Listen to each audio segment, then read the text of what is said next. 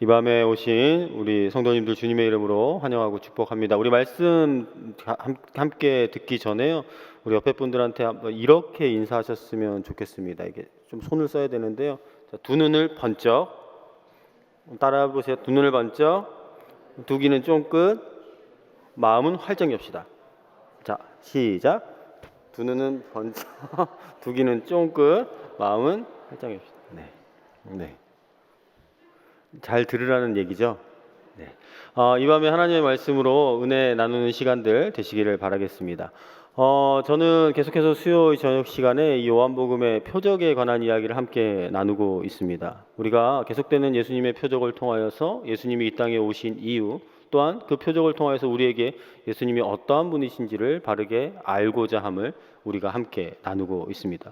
오늘은 지나가는 맹인을 고치시는 예수님의 6번째 표적입니다.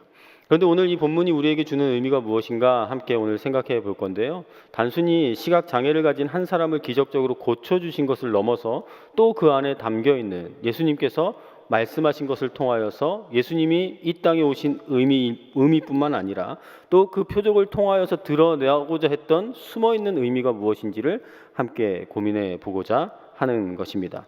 자, 오늘 말씀 1절, 2절 먼저 읽어보면서 말씀을 시작해 볼까 합니다. 1절, 2절입니다. 예수께서 길을 가실 때에 날 때부터 맹인된 사람을 보신지라 제자들이 물어 이르되 라삐여 이 사람이 맹인으로 난 것이 누구의 죄로 인함이니이까 자기니이까 그의 부모니이까. 자, 지나가다가 한 사람을 보셨는데 이 사람은 앞을 보지 못하는 사람이었습니다. 그러니까 장애를 가진 사람이었다라는 것이죠. 장애를 가진 사람들을 만나면 여러분 어떤 마음이 드십니까? 긍휼의 마음이 드시죠. 좀 불쌍하다라는 마음이 우리가 들 겁니다. 내가 장애를 갖고 있지 않다라는 전제에서 말이죠. 그러나 장애를 가지고 있는 사람은 그것을 불편할 수는 있지만 불행이라고까지 여길까요? 꼭 그렇게 단정 지을 수는 없습니다. 그런데 오늘 본문의 제자들은 날 때부터 앞을 보지 못하는 이 사람을 보고 예수님께 질문을 합니다. 그런데 그 질문 안에는 여러 가지 많은 의미가 포함되어 있는데 그들 속에 잘못된 편견에 사로잡혀 있는 것을 우리가 발견해 볼 수 있다는 것입니다. 장애로 인해 불편할 수 있습니다. 그런데 그들을 더 괴롭히고 더 어렵게 하는 것은 무엇일까요? 그들을 바라보는 장애를 갖지 않은 사람들의 마음과 편견과 눈빛이 될 수 있다라는 것이죠.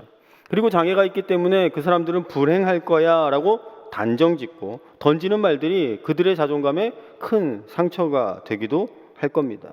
게다가 장애를 가졌다는 이유로 인격을 조롱하거나 모욕하는 말을 듣는다면 그 충격은 훨씬 더 클 것이죠. 그러나 우리에게도 스스로 한번 질문해 보십시오. 우리 주변에 그런 사람들을 만날 때 우리는 어떠한 마음을 갖고 있습니까? 자, 장애를 가지고 있는 그 사람들이 내리는 판단보다 장애를 갖고 있지 않은 일반적인 사람들, 비장애인에 의해서 이러한 해석들이 내려지는 경우는 허다합니다. 오늘 본문에도 그렇게 질문을 하고 있다는 것이죠. 자, 시각장애를 가지고 있는 그 사람이 예수님을 만나고 예수님을 찾고 예수님에게 질문했던 것이 아닙니다. 장애를 갖고 있지 않은 제3자, 예수님의 제자들이 질문을 하고 있는데 이러쿵 저러쿵 말을 하고 있는 거죠. 질문의 내용이 무엇이죠? 누구의 죄 때문에 이 사람이 맹인이 된 겁니까? 라는 거예요. 제자들은 이 장애의 원인이 부모의 죄 때문입니까? 아니면 이 사람 죄 때문입니까? 라고 묻고 있죠. 자, 여기에서 우리는 무엇을 발견할 수 있습니까? 이 사람은 분명히 죄를 가졌기 때문에 이렇게 불편한 몸으로 태어난 것이다 라고 이미 단정짓고 있는 겁니다. 그러니까 잘못된 편견을 가지고 있는 거죠.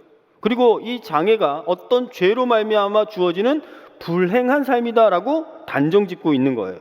정도의 차이가 있지만 그러한 생각들을 가지고 제자들이 질문을 하고 있다라는 것입니다. 그러나 여러분 그냥 생각해 보십시오. 죄를 가지고 태어났기 때문에 이 사람에게 장애가 주어진 겁니까? 그렇지 않습니다. 자기의 죄 때문입니까? 부모의 죄 때문입니까? 그건 모릅니다. 알 수가 없어요. 부모가 죄를 졌으면 부모가 벌을 받아야지 왜 자식이 벌을 받습니까? 또 그 사람이 태어나기 전부터 죄를 지었다라는 어떠한 구체적인 이유가 있습니까? 우리는 모릅니다. 그런데 오늘 제자들의 질문에는 모든 것이 포함되어 있는 굉장히 모욕적이고 또 그 사람을 불행하게 만드는 편견을 가지고 있는 왜곡된 질문이었다라는 것이죠. 그러나 우리에게도 이러한 마음들이, 생각들이 늘 따라다닙니다. 다른 사람이 가지고 있는 어려움, 다른 사람이 가지고 있는 고통에 대해서는 너무나 쉽게 판단을 내리죠. 때때로 신학적인 해석도 붙여줍니다. 만약에 주변에 어려움을 겪는 사람이 있다고 생각해 보세요. 그러다가 교회를 잘 안 나와요. 그러면 우리 주변에서 웅성웅성 수군대기 시작합니다. 네, 그럴 줄 알았어. 요즘 교회 잘 안 보이더니, 기도의 자리를 안 지키더니, 기도 안 해서 그래, 예배 안 드려서 그래. 이러한 신학적 해석을 막 갖다 붙이죠. 여러분, 그게 정확한 답입니까? 아닙니다. 우리는 알 수가 없는 거죠. 그 이야기를 들은 사람들은 어떻겠습니까? 훨씬 더 괴롭지 않겠습니까? 나올 수 없는 상황과 처지에 있는 사람들은 그걸 절대 용납하거나 이해하려고 하지 않을 겁니다. 여러분, 장애가 있을 수 있습니다. 그러나 그것으로 인해서 불행하다? 그건 단정 지을 수 없다라는 거죠. 불편할 수는 있겠죠. 그런데 그것을 있는 그대로 받아들이지 못하고 우리는 판단하고 왜곡된 시선으로 편견을 가지고 바라보고 있다라는 것이죠. 오늘 본문의 말씀 속에서 이런 뒤틀려진 편견과 해석을 가지고 있는 제자들에게 예수님이 다시 한번 올바른 진리의 가치관을 말하고 계시는 겁니다. 우리 함께 3절 말씀인데요. 3절 말씀은 함께 읽어보겠습니다. 예수께서 대답하시되 이 사람이나 그 부모의 죄로 인한 것이 아니라 그에게서 하나님이 하시는 일을 나타내고자 하심이라. 아멘. 자, 제자들의 질문은 왜곡되고 뒤틀려 있었다라고 말씀을 드렸습니다. 그런데 예수님의 대답은 명확해 보입니다. 관점이 분명한 거죠. 자, 이 사람이 맹인으로 난 것이 누구의 죄 때문입니까? 라고 물었어요. 그러니까 제자들은 어디에 관심을 두고 있습니까? 무슨 이유로 이 사람이 이렇게 된 겁니까? 원인, 문제에 관심이 있죠. 그런데 예수님의 대답은 그 문제에는 관심이 없습니다. 예수님의 대답은 어디에 있습니까? 그것도 아니고 하나님이 하시는 일을 나타내고자 합니다. 그러니까 그를 통해서 하나님께서 하실 일이 있다라는 것을 보여주고 있어요. 예수님께서 바른 시각적 사고를 가르쳐주고 계시는데 우리는 흔히들 무슨 일이 생겨났을 때 원인을 찾는 것에 더 집중합니다. 그런데 오늘 예수님은 그것이 더 중요한 것이 아니라 이 사람을 통해 하나님이 분명히 하실 일이 있을 것이다 라는 것을 보아야 한다라는 것이에요. 이 일을 통해 하나님이 반드시 하실 일, 그것이 무엇일까를 우리는 고민해보고 그 무엇일까를 찾으면 그대로 행해야 된다라는 거죠. 그런데 우리가 이렇게 생각하는 것이 쉽습니까? 사실 쉽지 않습니다. 사람이기 때문에 예수님처럼 하나님의 마음으로, 하나님의 시각으로 바라보는 것은 어렵습니다. 그러므로 우리가 이것에 익숙하지 않다라는 거죠. 고난당하고 있는 사람, 고통당하고 있는 사람에게 찾아가서 예수님처럼 권면한답시고 이렇게 한번 얘기해 보십시오. 하나님께서 분명히 하실 일이 있을 겁니다. 다 죽어가는 사람에게 위로가 되겠습니까? 용기를 얻겠습니까? 아니죠. 이렇게 얘기를 할 수는 없을지라도 우리가 그에 대한 관점은 바르게 가져야 한다는 거예요. 그러니까 오늘 이 말씀은 모든 것을 떠나서 굉장히 신앙적인 진리를 담고 있는 말씀인데 이 안에 무엇이 담겨 있습니까? 어떤 인생이든지 하나님께서 분명한 목적을 가지고 계신다라는 거죠. 우리가 예수님을 믿는다면 우리가 이 모든 사실에 동의하실 거라고 믿습니다. 아무리 비천한 인생일지라도 그 인생을 지으신 하나님께서 분명히 목적이 있습니다. 그 목적을 발견한 사람이 우리라고 우리는 또한 믿습니다. 그러므로 이 세상에서 가장 값어치 있는 삶을 사는 사람은 무엇입니까? 하나님을 아는 사람이죠. 하나님을 만난 사람이고 하나님이 행하신, 하나님이 주신 그 목적과 사명이 무엇인지를 아는 사람이 가장 귀한 삶인 줄 믿습니다. 결국 문제는 무엇입니까? 볼 수 있는가 볼 수 없는가가 아니에요. 많이 배웠는가 많이 못 배웠는가가 아니고 건강한가 건강하지 못한가, 돈이 많은가 돈이 많지 않은가가 아니라 우리가 이 땅 가운데 살아갈 목적을 알고 있는가, 아니면 그것을 알지 못하고 살아가고 있는가가 우리에겐 중요하다라는 것이죠.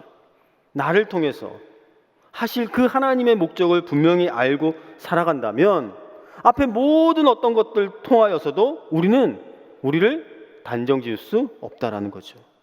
그런 의미에서 오늘 이곳에 모인 우리는 참으로 행복한 사람인 줄 믿으시길 바랍니다. 왜 그렇습니까? 예수님을 믿고 예수님이 보여주신 그 분명한 목적이 우리에게 있기 때문입니다.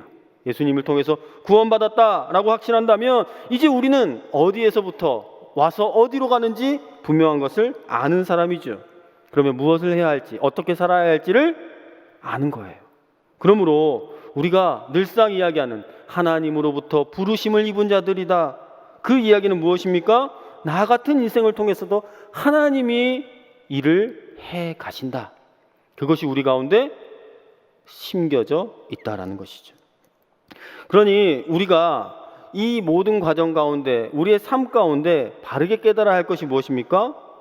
하나님을 바라보는 것, 하나님의 뜻을 찾는 것, 하나님의 마음을 깨닫는 것입니다.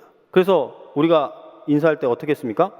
두 눈을 번쩍, 두 귀를 쫑긋, 마음을 활짝. 누구에게요? 하나님께로. 그것이 이루어지기만 하면 우리는 삶의 온전한 목적을 가지고 바르게 살아갈 수 있다는 거죠. 저와 여러분, 매일매일의 삶에 그 하나님의 삶의 의미를 발견하고 행복하게 살아가는 저와 여러분 될 수 있기를 주님의 이름으로 축복드립니다. 그러면 계속해서 4, 5절을 읽으면서 우리가 본문을 살펴볼 텐데요. 4절, 5절은 이렇게 되어 있습니다. 때가 아직 낮음에 나를 보내신 이의 일을 우리가 하여야 하리라. 밤이 오리니 그때는 아무도 일할 수 없느니라. 내가 세상에 있는 동안에는 세상의 빛이로라. 자, 4절에서 예수님이 뭐라고 이야기하십니까? 때가 아직 낮음에 나를 보내신 이의 일을 우리가 하여야 하리라. 자, 앞에서 누구 죄 때문이 아니라 이를 통해서 이루실 하나님의 뜻이 있다. 근데 갑자기 때가 있다, 우리가 해야 한다, 이 말씀이 잘 어울리지 않는 것 같아요. 그런데 제자들의 질문을 한번 생각해 보면 제자들은 뭐라고 질문했었습니까? 누구의 죄 때문입니까? 라는 잘못된 신앙적 편견을 가지고 있었다라고 얘기했어요. 왜 그것이 잘못된 편견이라고요? 누구의 죄 때문이다 라는 것을, 그 원인과 이유를 밝혀낸다라고 생각해 봅시다. 그러면 그 문제를 해결할 수 있습니까? 아니요. 원인과 문제를 발견했다라고 하더라도 그 문제를 해결할 수는 없습니다. 근본적으로 해결되는 문제가 아니라는 거죠. 그 문제를 원인을 밝혀서 그 문제가 해결된다면 반드시 밝혀내야겠죠. 그러나 그것이 아니라는 거예요. 아무런 유익이 없는 일에 우리가 빠져 있다라는 거죠.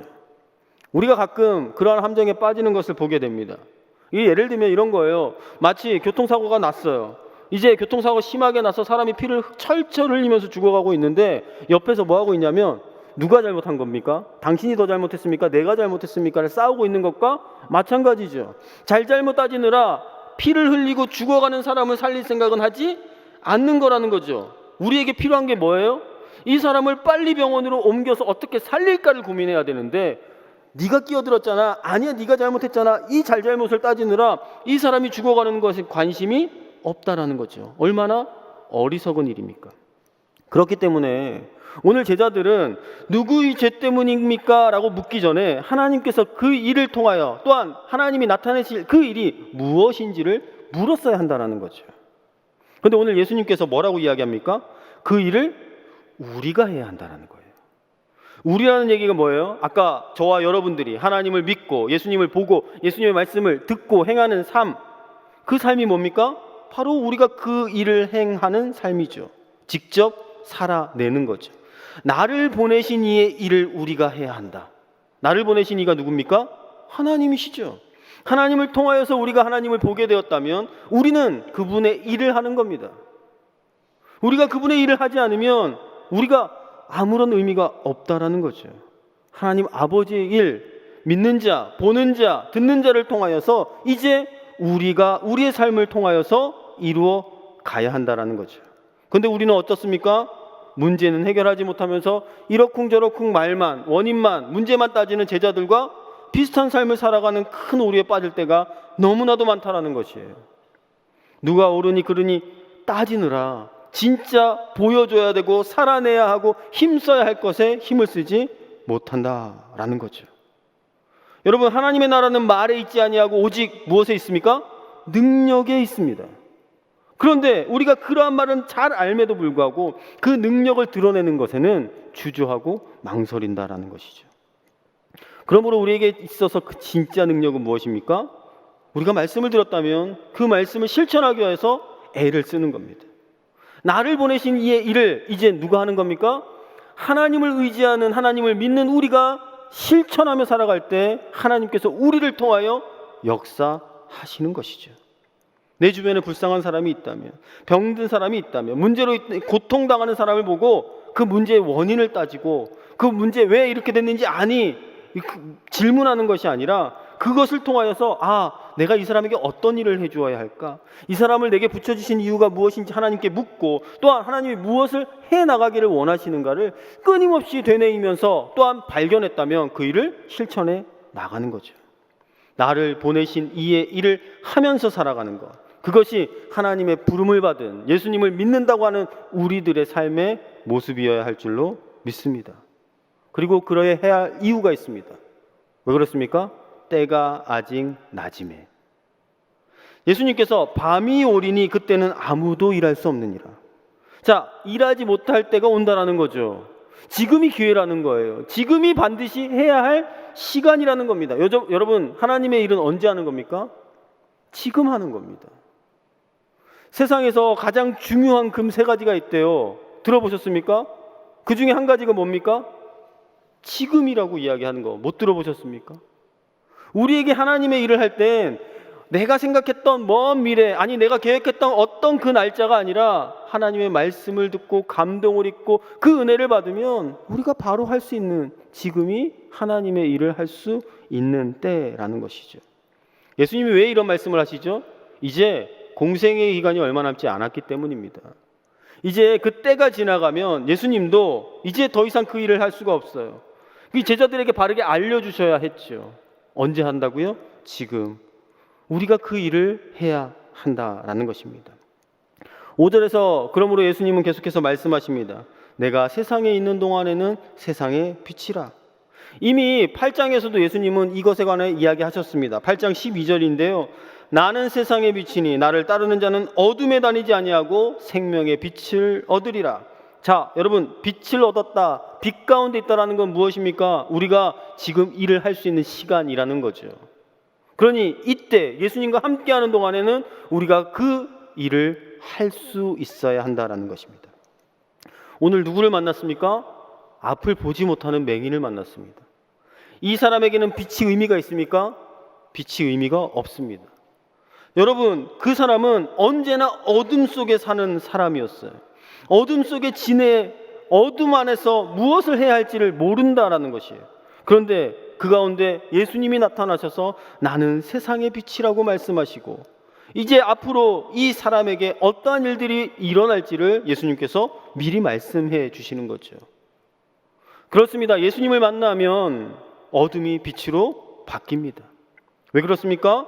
예수님은 세상의 빛이시기 때문이죠. 선천적인 장애를 고칠 수 있는 사람 사실은 아무도 없습니다. 그러나 예수님은 고치실 수 있습니다. 왜요? 예수님이 빛이시기 때문이죠. 여러분, 어둠 가운데 빛이 임하면 어떤 일이 일어나는 줄 아십니까? 모든 것이 열리기 시작하는 거죠. 자, 만약에 이 공간 안에 모든 빛이 사라졌다고 생각해 보십시오. 여러분, 우리는 아무것도 볼 수가 없습니다. 그러나 아주 자그마한 빛이라도 어디서부터 그 빛이 닿기만 하면 무엇이 열립니까? 첫 번째, 공간이 열립니다. 우리가 가늠할 수도 없는 이 공간이 우리가 가늠할 수 있는 공간이 되어버려요. 우리가 찾을 수 없는 저 문이 어디로 나아가야 할 문인지 보여요. 우리가 무엇을 해야 할지가 보이고 찾고 알려지게 된다는 거죠. 그게 어둠 가운데 살던 사람에게 주어지는 빛의 역할 아닙니까?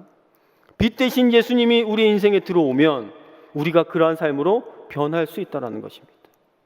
혼란하고 혼돈했던 우리의 인생 가운데 빛이 되어주시고 길이 되어주시고 모든 것이 열리게 해주시고 무엇을 찾아야 할지를 알게 해주시고 그 일을 할 수 있는 기회를 주신다라는 거죠. 그러므로 오늘도 빛 대신 그 예수님을 의지하며 나오신 여러분, 빛 가운데로 나아가는 저와 여러분 되실 수 있기를 주님의 이름으로 축복합니다. 계속해서 6, 7절 말씀 함께 읽어보겠습니다. 이 말씀을 하시고 땅에 침을 뱉어 진흙을 이겨 그의 눈에 바르시고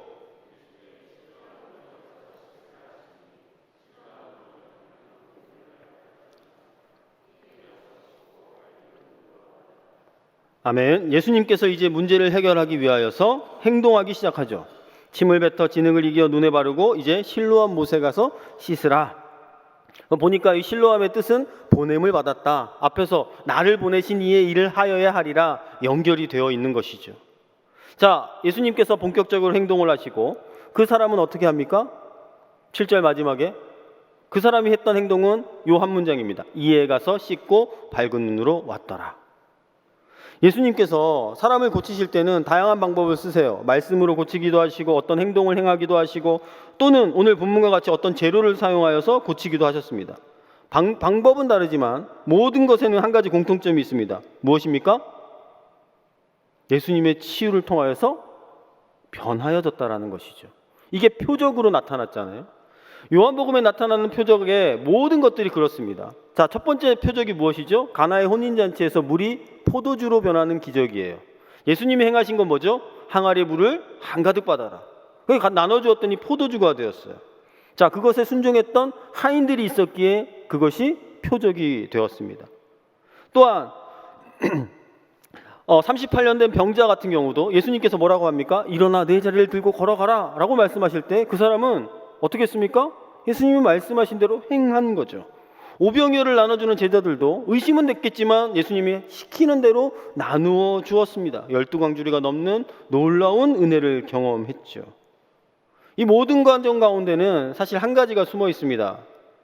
그 말씀을 듣고 말없이 순종하는 모습을 보일 때 하나님은 놀랍게 역사하신다라는 것이죠.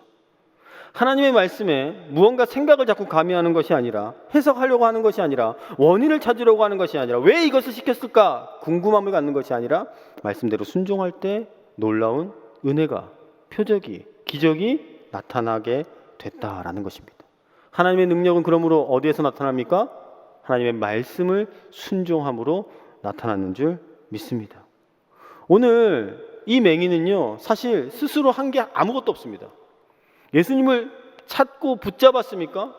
고쳐달라고 간구했습니까? 한 게 아무것도 없습니다. 그런데 예수님께서 그에게 진흙을 이겨 눈에 바르고 실로암에 가서 씻으라고 하는 그 명령을 가만히 앉아있다가 듣고 그대로 행했는데 어떻게 은혜를 입었습니까? 눈을 떴어요. 어떤 눈이에요? 밝은 눈으로. 오늘 이 말씀이 우리에게 주고자 하는 것은 다른 것에 있지는 않습니다. 하나님께서 오늘도 우리의 삶에 놀라운 역사를 분명히 행하실 줄 믿습니다. 그러기 위해서 우리는 무엇을 해야 됩니까? 그 말씀을 알아야죠. 알고 행해야죠. 들어야죠. 순종해야죠. 그러한 것들이 이루어질 때 우리의 삶에도 하나님께서 행하시는 놀라운 역사가 일어나게 될 줄로 믿습니다. 오늘 우리는 무엇을 보고 살아갑니까? 오늘 우리는 무엇을 듣고자 합니까? 말은, 행동은 교회에 나와서 조금이라도 예수님을 따라 사는 것처럼 이야기하지만 사실상 우리의 현실에서는 상관없는 삶을 살고 있지는 않았습니까? 하나님께서 베풀어 주신 놀라운 은혜 가운데 살고 있지만 그 놀라운 은혜를 외면하고 아니 무시하고 살아오지는 않았습니까? 오늘 말씀을 정리하면서 헬렌 켈러의 이야기로 말씀을 마무리하고자 합니다. 헬렌 켈러 들어보셨죠? 시각장애인이자 청각장애인이었습니다. 그의 자서전 사흘만 볼 수 있다면 이라는 책에 나온 내용인데요. 어느 날 헬렌 켈러가 숲속을 산책하고 돌아온 친구에게 무엇을 보았느냐고 물어봤습니다. 그런데 친구가 뭐라고 대답했냐면 특별한 것은 보지 못했는데 라고 대답을 한 거예요. 헬렌 켈러가 어떤 마음이 들었을까? 그 내용이 이 책의 한 구절에 적혀져 있는데 이렇게 쓰여져 있습니다. 1시간이나 숲속을 걷고서도 특별히 관심 가질 것을 찾지 못하다니 어떻게 그럴 수가 있을까? 나는 스스로에게 물어보았습니다. 보지 못하는 나는 그저 만지는 것만으로도 흥미로운 것을 수백 가지나 찾을 수 있는데 말입니다. 중략하고요. 가끔은 이 모든 것을 직접 보고 싶다는 갈망으로 가슴이 터질 듯합니다. 만지는 것만으로도 이토록 즐거운데 직접 본다면 얼마나 아름다울까. 그러나 눈으로 보는 사람들이 더 적게 보는 듯 합니다. 자, 이 말씀 가운데 어떠한 내용들이 숨겨져 있습니까? 우리가 눈을 가지고 있으나 제대로 보지 못한다는 거죠. 신앙도 마찬가지입니다. 사실 우리는 영적으로 맹인과 같은 사람이었습니다. 눈이 감긴 사람이었어요. 그래서 분별력도 없고 방향도 구분하지 못하고 혼란 가운데 살고 방황했습니다. 그런데 오늘 이 맹인처럼 스스로 눈을 뜰 수도 없고 어떤 이유에서는 내가 스스로 찾지도 않았는데 예수님께서 맹인과 같은 우리를 만나주시고 우리를 찾아와 주시고 눈을 뜨게 해 주셨습니다. 예수님께서 해주시 않으면 우리는 볼 수 없었는데도 불구하고 예수님께서 그 눈을 열어주셔서 볼 수 있게 되었습니다. 하나님께서 이 눈을 열어주시는 것이 우리에게 은혜인 줄 믿습니다. 눈을 열어주시면 이전에 보지 못했던 것을 모든 것을 볼 수 있습니다. 은혜를 경험하게 되면 우리가 그동안 제대로 느끼지 못했던 것을 느끼고 살아갑니다. 하나님의 살아계심, 하나님의 역사하심, 하나님의 능력이 우리의 삶 가운데 동행하는 것을 알 수가 있습니다. 헬렌 켈러의 친구가 숲속을 다녀왔는데 아무것도 느끼지 못했던 것처럼 우리가 그러한 삶을 살다가 이제 하나님을 보고 하나님께 눈을 뜨고 이제 모든 것이 헬렌 켈러가 갈망했던 갈망과 같은 놀라움으로 변하는 삶이 우리의 삶이 되었다라는 것이에요. 그런데 우리는 정작 무엇을 따라 살고 있습니까? 우리를 혼란스럽게 하는 세상의 많은 것들을 보며 살아가느라 정작 보아야 할 것을 놓치고 살아가고 있지는 않습니까? 영적으로 다시 눈이 감겨서 보아야 할 것을 보지 못하고 보지 말아야 할 것들을 보면서 살아가고 있는 우리의 모습은 아닙니까? 우리가 다시금 하나님께 대하여 눈을 감고 세상을 바라보면 그 세상에 매몰될 수밖에 없습니다. 상황에 빠져들 수밖에 없어요. 그리고 이전에 제자들이 가졌던 편견과 어리석은 선택과 같은 판단과 결론을 내리며 또 후회하게 됩니다. 그러므로 우리가 이제 다시금 예수 그리스도 안에 소망의 눈을 뜨시기를 주님의 이름으로 축복합니다. 하나님의 선택함을 받은 그 사람만이 가질 수 있는 은혜, 우리의 것이 될 수 있습니다. 우리 성일교회 미래 세대들이 여름 사역을 진행 중에 있습니다. 매 여름마다 우리가 소망하는 가장 큰 것이 무엇입니까? 우리 아이들이 예수님을 보기를 원하는 거죠. 예수님을 믿기를 바라는 것이고, 방황하는 삶이 아니라 주님 안에서 비전과 꿈과 사명을 발견해서 하나님 안에서 어떻게 우리가 이 일을 할 수 있습니까? 라는 것을 열심을 내는 모습들로 거듭나기를 소망하고 있습니다. 여러분, 그러나 이것이 쉽게 되지는 않습니다. 오랜 시간이 걸리기도 하고, 또한 기대하지 않았는데 놀랍게 뒤집어지고 인격적인 만남을 경험하는 것도 우리가 경험해 보게 됩니다. 그러므로 이 일에는 하나님이 역사하실 수 있도록 무엇이 가장 필요합니까? 돕는 동역이 가장 필요합니다. 여러분께서 함께 기도해 주시면 좋겠습니다. 그리고 또한 아직까지 주저하고 있고 마음을 잡지 못하는 아이들이 있잖아요. 어떻게든 참여할 수 있도록만 설득을 해 주십시오. 어린아이일수록 이거에 약합니다. 갔다 오면 뭐든 해줄게 뭐 이렇게 하면 가고 싶지 않았던 마음이 확 사라지는 경우들도 있거든요. 단순히 이제 그거는 안 좋은 예였지만 그런 예를 통해서라도 아이들이 변할 수 있다면 우리 한번 노력해 봐야 하지 않겠습니까? 그래서 오늘 맹인 같았던 우리가 눈을 떴던 것처럼 우리 아이들도 하나님을 향하여 놀라운 눈을 뜨고 하나님 앞에 놀라운 비전을 선물로 받고 그들의 삶이 변하게 되는 은혜의 이 여름이 되었으면 하는 바람이 있습니다. 그리고 그 눈이 열리면 하늘의 놀라운 풍성함을 볼 수 있게 되지 않습니까? 그래서 현실이 우리에게 비록 초라하다고 할지라도 우리는 주눅들지 않는 이유가 무엇입니까? 하나님의 영광을 보았기 때문입니다.